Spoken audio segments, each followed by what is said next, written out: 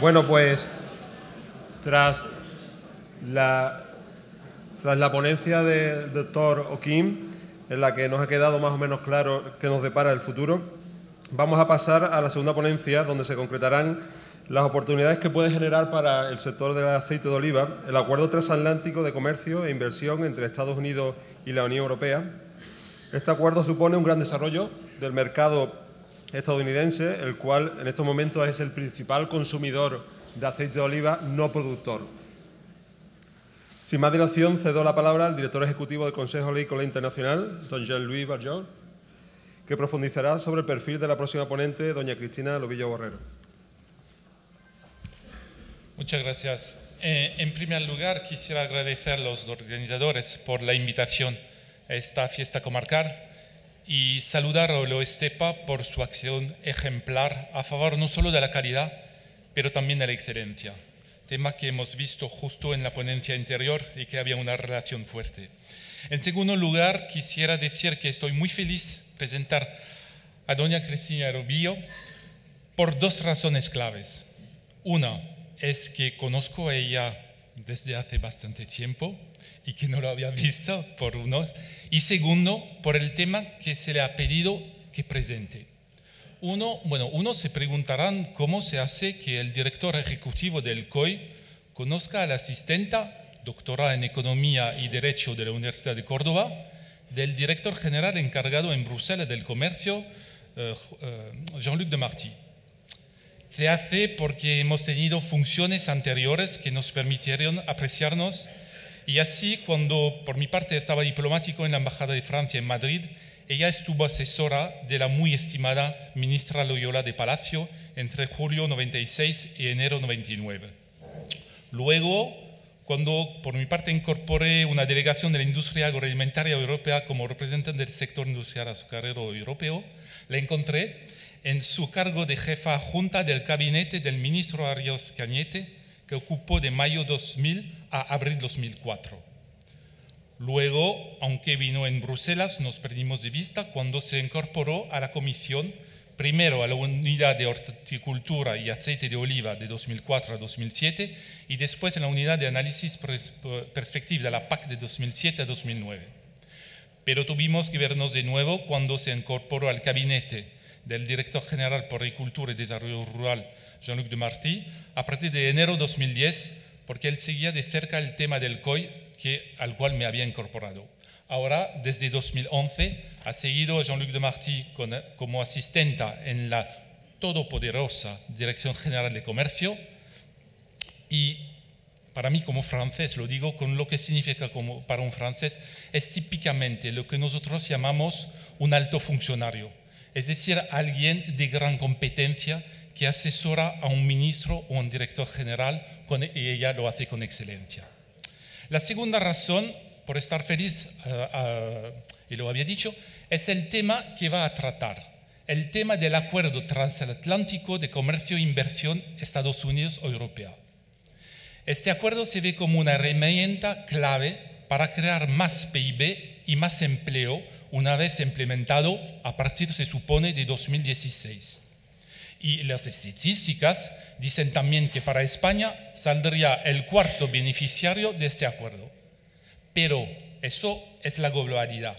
También para el sector olivar es muy importante. Puede ser una herramienta clave por el sector oleícola. En efectivo, por tres razones.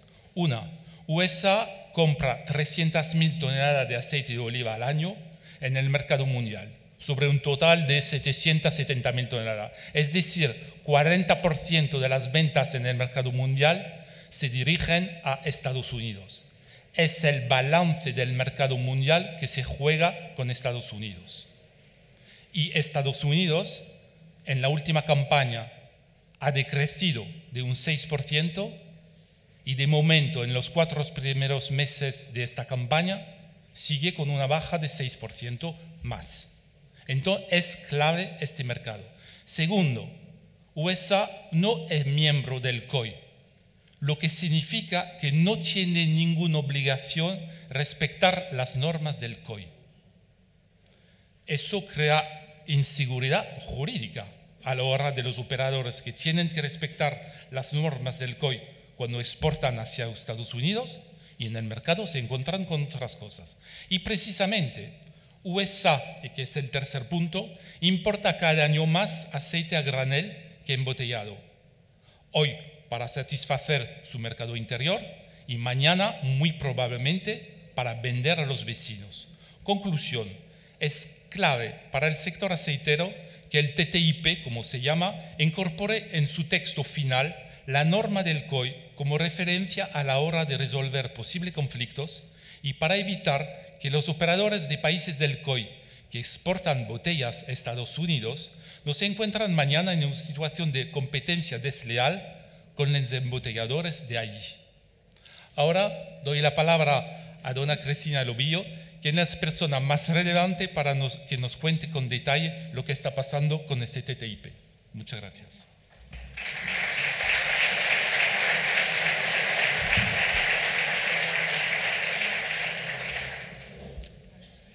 Bueno, en primer lugar, muchísimas gracias a Jean-Louis Barjol por su presentación, que bueno, es fruto de muchos años de amistad y de colaboración, ¿no?, en toda nuestra carrera profesional. También quiero agradecer a Ole Estepa la invitación que me ha hecho para participar en esta jornada. Yo creo, si no me equivoco, que es la tercera vez que vengo. Y para mí siempre digo lo mismo, ¿no? Pero cuando estamos en Bruselas trabajando en los despachos, haciendo reglamentos, yo creo que para vosotros es importante que yo os explique lo que hacemos, pero para mí es mucho más importante llevarme de primera mano cuáles son las peticiones que necesita el sector, ¿no? En este caso el aceite de oliva, porque el único objetivo de la Comisión Europea es trabajar para satisfacer los intereses de los sectores, que a veces es difícil combinar porque a veces son contradictorios, pero digamos que ese es nuestro objetivo. Yo he hecho una presentación sobre qué es la política comercial de la Unión Europea, porque creo que ahora mismo estamos en un momento especialmente relevante. Voy a explicar un poco cuáles son las negociaciones más importantes que está llevando ahora mismo la Unión Europea y en concreto las negociaciones con Estados Unidos, que bueno, no tienen precedentes. La primera vez que las dos, digamos, potencias económicas más importantes del mundo están negociando. Y es una negociación muy complicada porque tiene muchísimos, digamos, elementos políticos, hay unas diferencias de base muy grandes, pero digamos que hay una voluntad política grande, tanto de Estados Unidos como de la Unión Europea. De hecho, el presidente Obama estuvo en Bruselas la semana pasada y reiteró su compromiso, ¿no?, en esta negociación. Y bueno, yo creo que si realmente la negociación se finaliza pronto serán 2 años, 3 años, no creo que antes. Yo estoy convencida de que va a traer muchísimos beneficios a todos los sectores españoles, en concreto también el sector agrario y, por supuesto, el sector del aceite de oliva. Bueno, voy a empezar primero explicando un poco cuál es el contexto que vive ahora la Unión Europea, ¿no? Porque yo creo que nos tenemos que acostumbrar, ¿no? Yo llevo ya 10 años en Bruselas, pero yo siempre intento pasar el mensaje de que Bruselas está aquí también, porque en realidad todo lo que hacemos, toda la regulación de la alimentación, de la seguridad, de medio ambiente, pues digamos que el origen está todo en Bruselas, ¿no? Y yo creo que es muy importante explicar cuál es el contexto que vivimos ahora mismo en la Unión Europea. Bien, en primer lugar, estamos en una Unión Europea que la ha llamado Unión Europea post-crisis, bueno, con interrogante porque hay algunos países que están saliendo de la crisis, otros que, bueno, están a un ritmo, digamos, más lento, pero digamos que estamos en un momento en el que Europa empieza a salir de una crisis que ha tenido unas consecuencias financieras y para el empleo muy, muy negativas y que todos conocéis perfectamente. En segundo lugar, estamos en un momento institucional clave. Si seguís la prensa, sabéis que pronto habrá elecciones al Parlamento Europeo, habrá una nueva Comisión Europea también, y todo esto es fundamental porque yo insisto mucho en que las elecciones al Parlamento son muy importantes porque los parlamentarios españoles que estén en Bruselas ahora tienen un poder más especial porque el Parlamento Europeo desde hace 5 años tiene mucho más poder en las decisiones y es muy importante que conozcan las reivindicaciones de los sectores porque están allí negociando con la Comisión y con el Consejo. Empezará, digamos, unas nuevas instituciones a partir de noviembre, diciembre de este año y por eso, digamos, que vivimos un momento muy, muy importante. También en el Parlamento Europeo es posible que haya un nuevo equilibrio de poderes, o sea, ahí están los dos grupos mayoritarios, socialistas y Partido Popular Europeo, y luego hay pues una serie también de partidos intermedios que parece que van a adquirir más peso. Lo importante de todo esto es que según la configuración política que tenga el Parlamento Europeo, pues también influirá lógicamente en las decisiones que la Comisión presente y que luego el Consejo decida con el Parlamento. Luego, el tercer punto que yo quería destacar también es la nueva configuración del mundo, ¿no? O sea, yo creo que el mundo está cambiando a una velocidad vertiginosa, ¿no? Si yo, cuando era pequeña recordaba que el mundo siempre era la diferencia norte-sur, ¿no? Ahora vemos que el mundo ya no se divide nunca más en norte y sur como países pobres, países en desarrollo y países desarrollados, ¿no? Ahora tenemos una serie de países desarrollados que han entrado en una profunda crisis hace unos años, como Estados Unidos y Europa, y luego tenemos unos países que tradicionalmente se han considerado países en desarrollo, pero que tienen un crecimiento del 8%, del 6 al 8% anual, como son India, China, Brasil, y a estos países se les llama potencias emergentes, y son países que empiezan a adquirir un protagonismo fundamental en la escena comercial mundial.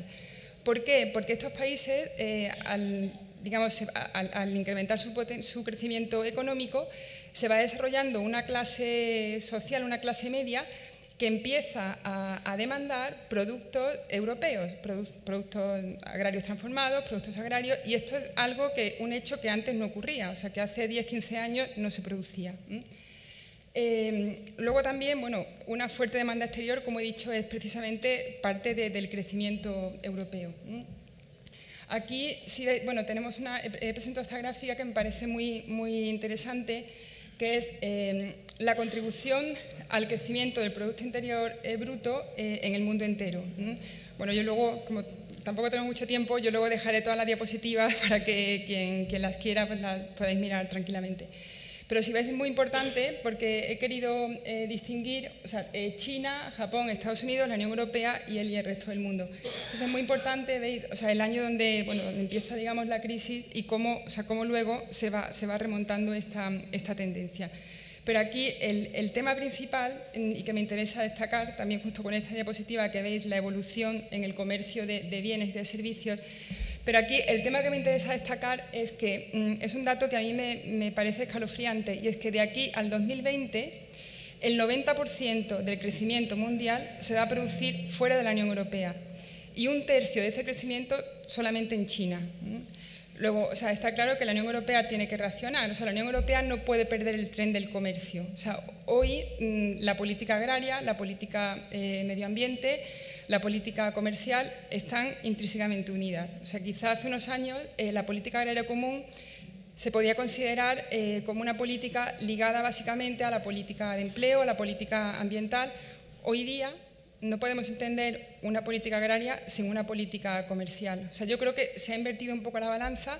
Antes el comercio era enemigo, se veía como enemigo de la política agraria, de la agricultura, y yo creo que ahora, y lo digo con auténtico convencimiento porque he trabajado muchos años en agricultura y trabajo ahora en comercio, ¿no? Y creo que el comercio es un tren que el sector agrario español no puede perder.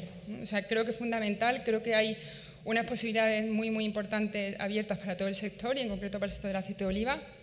Y yo creo que es esencial que esas oportunidades se conozcan y para eso trabajamos en la Comisión Europea. Hay otro tema muy importante también ligado a la política comercial, y es que la política comercial está muy ligada también a la política con mayúscula. Os voy a contar un ejemplo que lo habréis seguido en prensa. Para que veáis un poco que a veces la política comercial no es solamente técnica, no son solamente una serie de normas. Si habéis seguido en prensa toda la crisis que ha ocurrido con Rusia y la anexión de Crimea, ¿no? del conflicto con Ucrania, la Unión Europea, lógicamente, y Estados Unidos han apoyado a Ucrania, y el presidente de la República Francesa, François Hollande, hizo una declaración diciendo que Francia iba a interrumpir todas las relaciones políticas y comerciales con Rusia. Y a los 2 minutos, el presidente de Total, que es una empresa francesa que Jean-Louis conocerá muy bien, llamó al presidente de la República diciendo que en ninguna manera, porque la dependencia que tiene la Unión Europea de la energía rusa es muy alta, incluso en algunos países de la Unión Europea es del 80 y del 100%, Entonces, bueno, pues digamos que muchas veces la política comercial está íntimamente unida a la situación política, ¿no? Y es una balanza muy difícil de equilibrar. Bueno, vamos a ver. Esta es otra diapositiva que me parece muy interesante porque es una diapositiva que yo particularmente espero que dentro de unos años cambie los colores, sobre todo el de España, ¿no? O sea, es la cantidad de empleo, o sea, el porcentaje de empleo que genera el comercio exterior en todos los países de la Unión Europea. Entonces, bueno, veis que, lógicamente, bueno, hay algunos países de los que tienen una creación de empleo muy dependiente del comercio. Y bueno, he querido señalar España. Yo creo que esta tendencia en unos años posiblemente cambie porque o sea, hoy por hoy el comercio está creando bastantes puestos de trabajo en la Unión Europea. Bueno, eso también es otra diapositiva donde se demuestra que hoy día la Unión Europea, si no fuese porque somos deficitarios en energía, tendríamos superávit en todos los sectores, o sea, en exportación de todos los sectores. El único problema que tenemos es que dependemos fuertemente de la energía, entonces todas las estadísticas salen negativas, pero en todo lo que es servicios y los sectores, bueno, o sea, la producción de bienes, de productos manufacturados, pues en eso tenemos superávit, incluida la agricultura.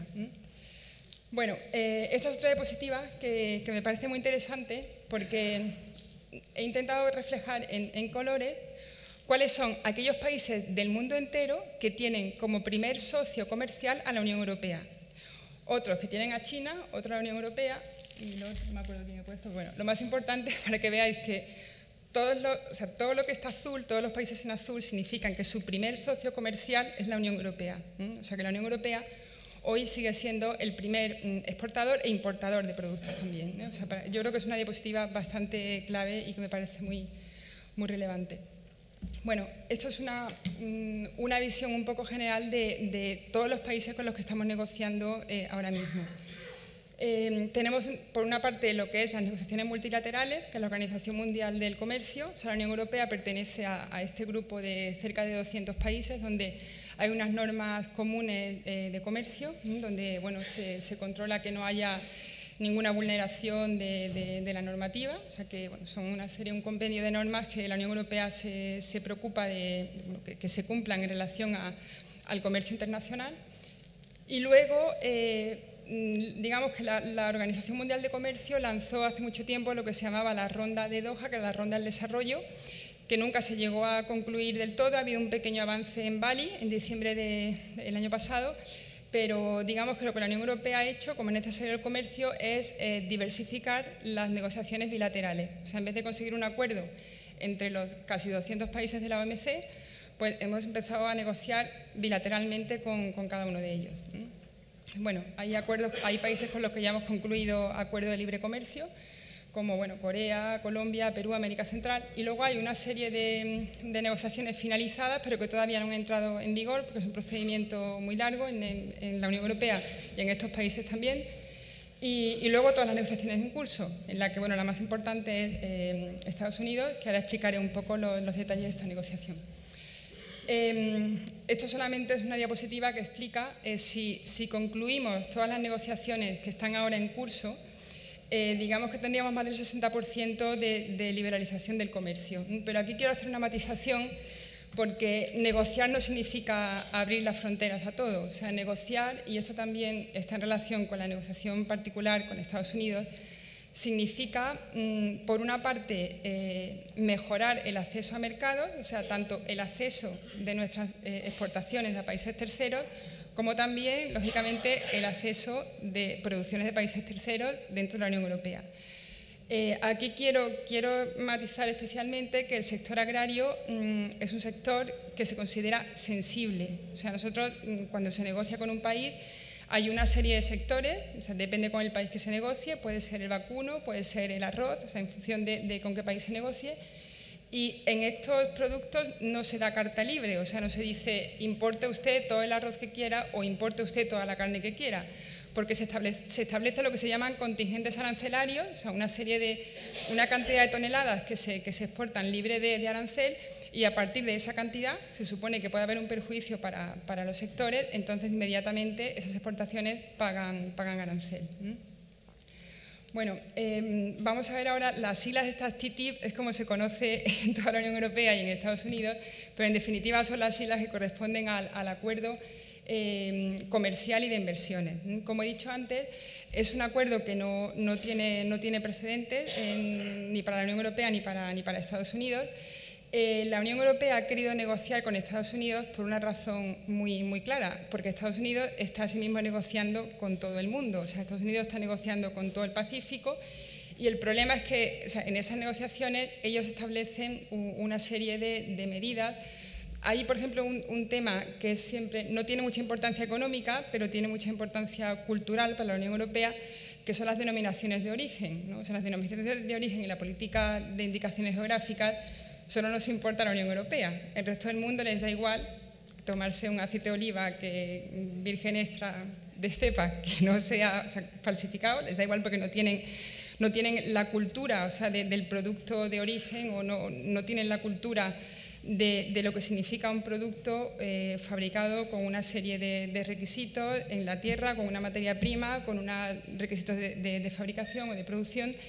Y bueno, Estados Unidos tampoco tiene esta cultura de las denominaciones de origen. De hecho, en Estados Unidos, si vais, podéis tomar champán del Colorado y realmente no es champán, ¿no? Es una bebida similar al champán, pero no se puede denominar champán.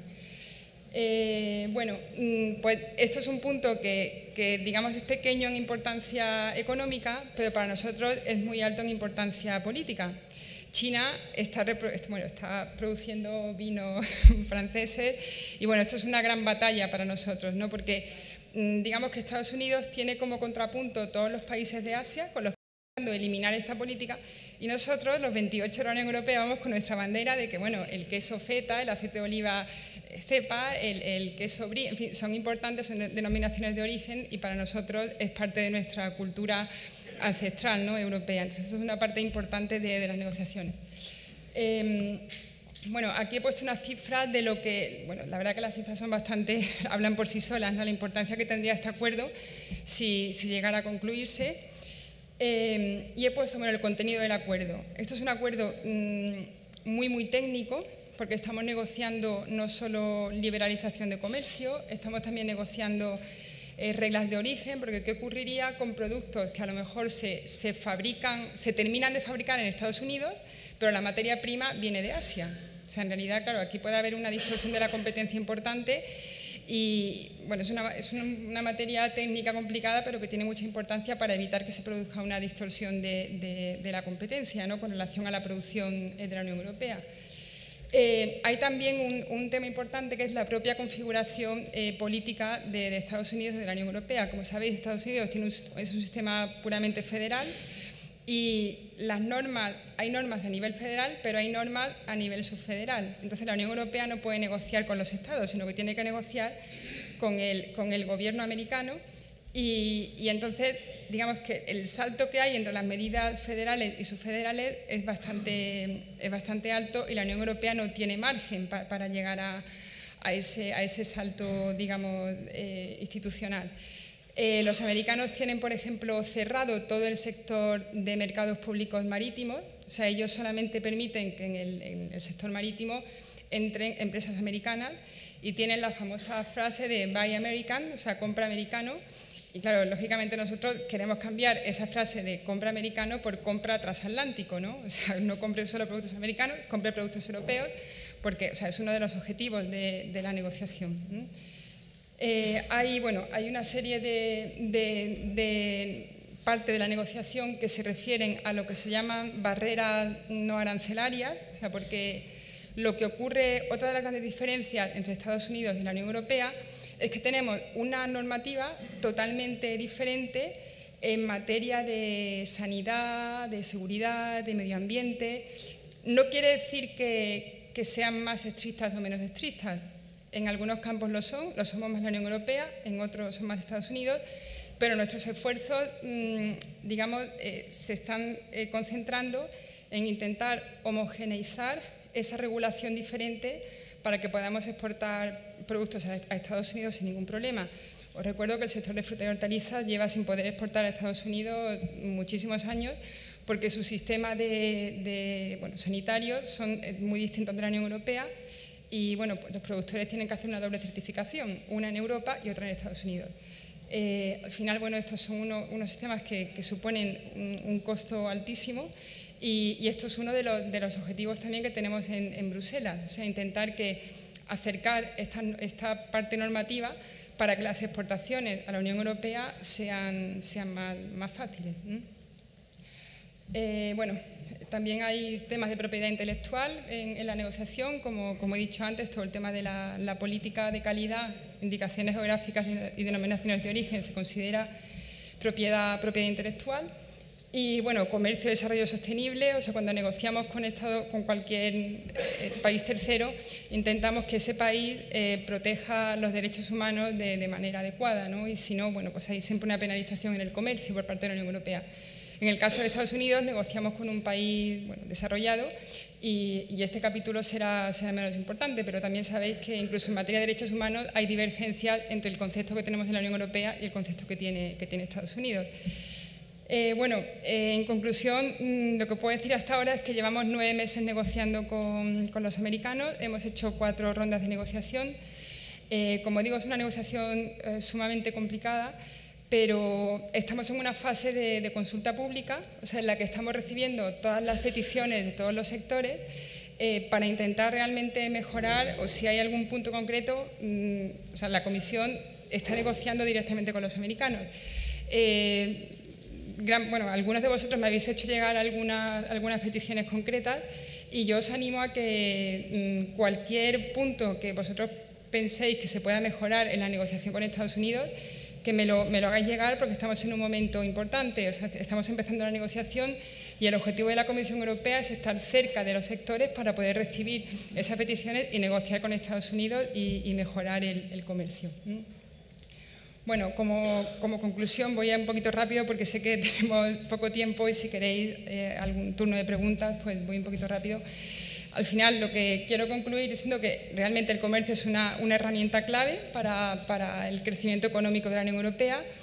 Que no podemos mirar el comercio como enemigo, sino como un aliado.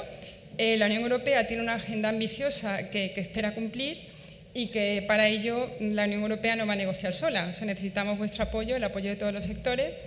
Y nada más, muchísimas gracias. Yo dejo aquí mi dirección de correo electrónico por si necesitáis alguna información más concreta, alguna pregunta y que ahora no tengamos tiempo de tratar, pues nada, encantada de atenderos. Muchas gracias.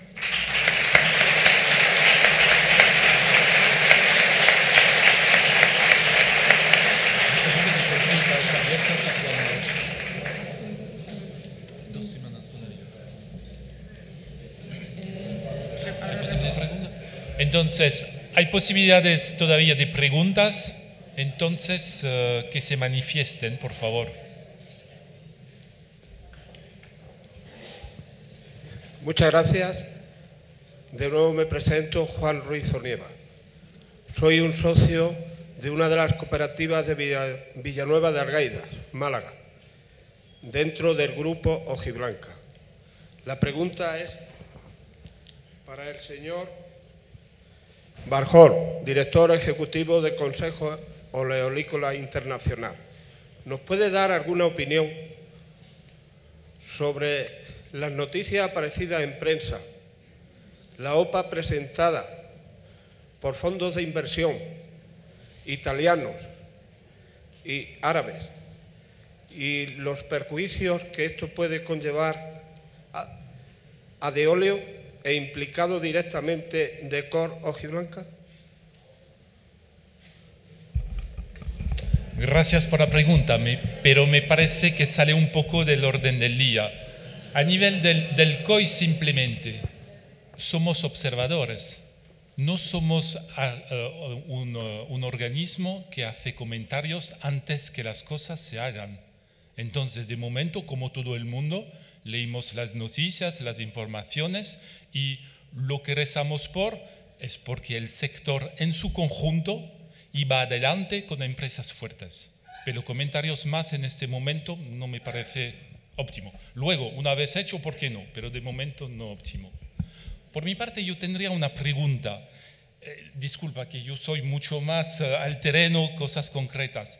Pero, por ejemplo, con el tema de Estados Unidos, tenemos un debate porque, como bien se ha dicho, no tienen el mismo sistema de vez en cuando en unos puntos claves. Para nosotros en el sector olivarero hay un punto que son los residuos de pesticidas. ¿Son temas que se pueden incluir en la negociación? Sí, de hecho, todo está en la negociación. O sea, lo que la Unión Europea ha dejado bien claro a Estados Unidos es que la Unión Europea no va a cambiar su política sanitaria ni su política de protección a los consumidores por conseguir un acuerdo. Esto es una frase que textualmente la ha repetido el presidente Barroso al presidente Obama la semana pasada. O sea, es una frase que se ha repetido continuamente. Nosotros vamos a intentar, como he dicho antes, acercar las normativas en todo lo que se refiere a pesticidas, o sea, todo para intentar facilitar las exportaciones e importaciones, pero dejando siempre claro que no vamos a cambiar nuestra política. Normalmente este acuerdo, hay un aspecto por el que este acuerdo se critica mucho, que es toda la política de OGM. Yo no entro a criticar si la política de la Unión Europea es positiva o negativa, porque aquí hay muchas divergencias con este tema, pero sí puedo decir que sea la política de la Unión Europea, sea buena o sea mala, el acuerdo con Estados Unidos no la va a modificar. O sea, Estados Unidos ni tampoco España o la Unión Europea va a aceptar carne hormonada. O sea, hay unos determinados principios de nuestra política de protección a los consumidores europeos que yo pienso que es bastante buena y bastante segura, y desde luego una negociación, por importante que sea, no va a afectar a principios básicos de nuestro funcionamiento. Pero es uno de los puntos que están en la negociación. ¿Otra pregunta? Si no, pienso que podemos agradecer a Cristina Albillo y aplaudirle una vez más. Muchas gracias.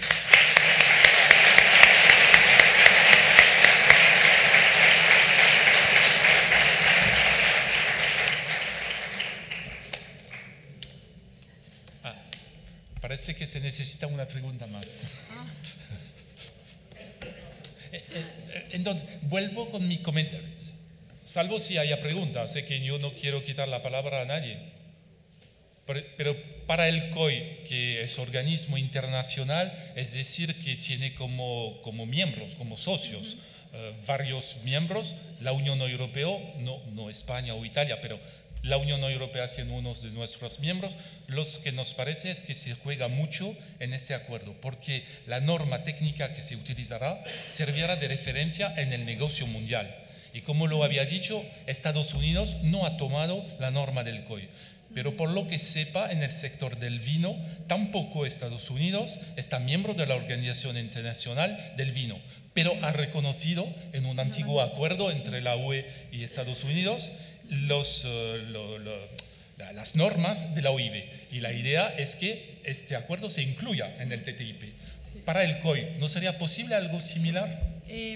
Bueno, esto todavía, como he dicho antes, está todo en negociación, pero a mí me parece personalmente una petición bastante razonable, porque, bueno, de hecho el COI, todos sabemos que es referencia en la elaboración de normas de calidad para la preparación de reglamentos de la Unión Europea. Entonces, lógicamente, y esto va unido a lo que he dicho antes, o sea, nosotros no vamos a aceptar que Estados Unidos introduzca un producto en la Unión Europea que no tenga o que no respete la misma norma de calidad, en este caso del aceite de oliva.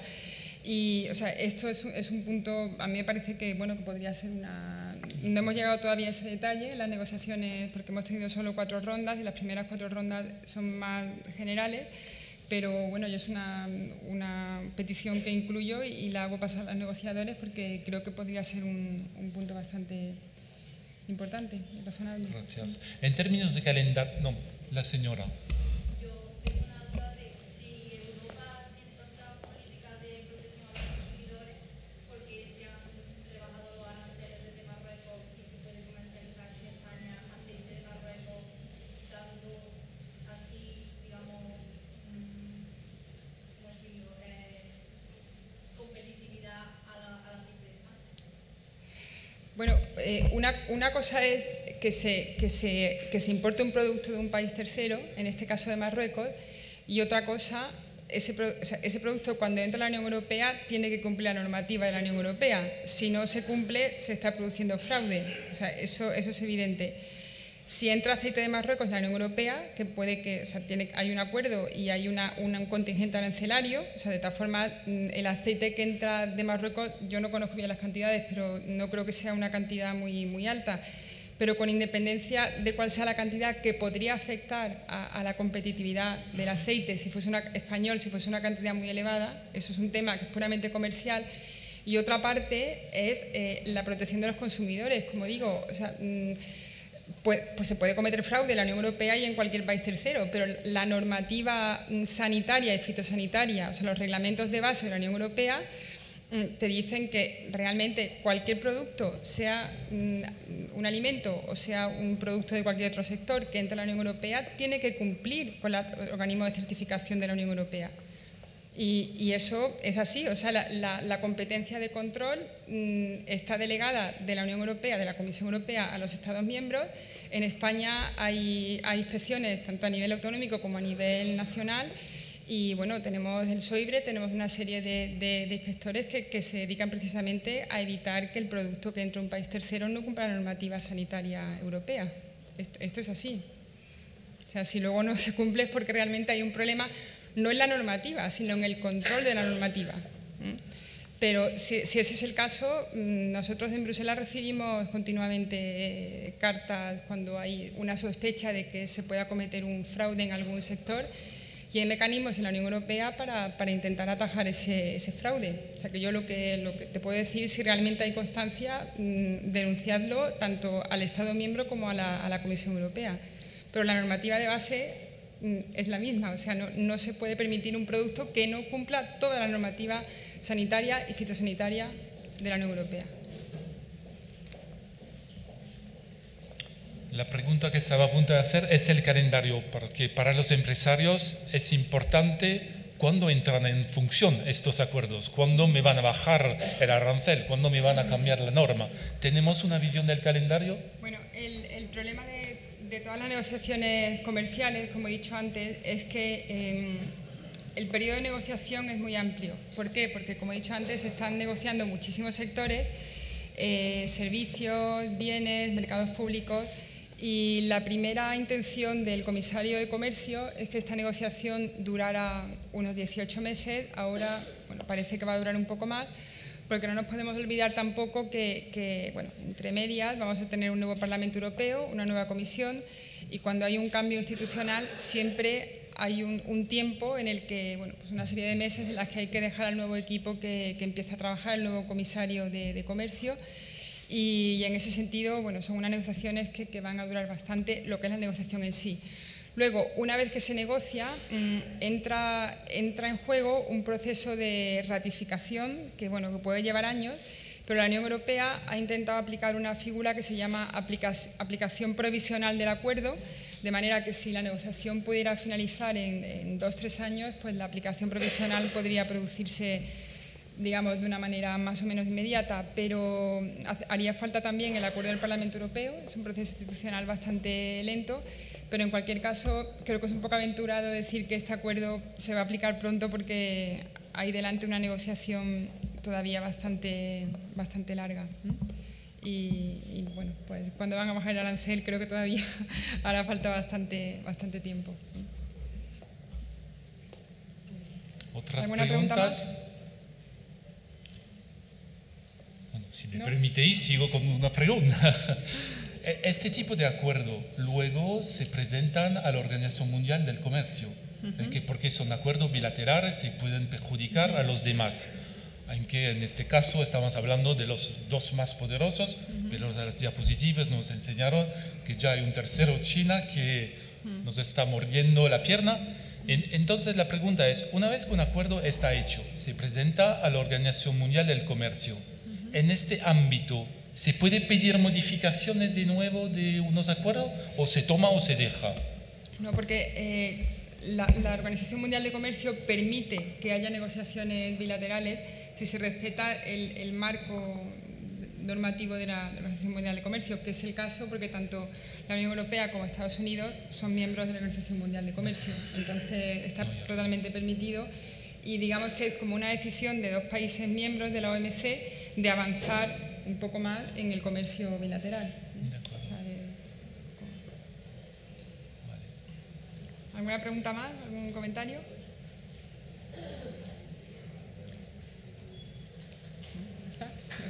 Gracias.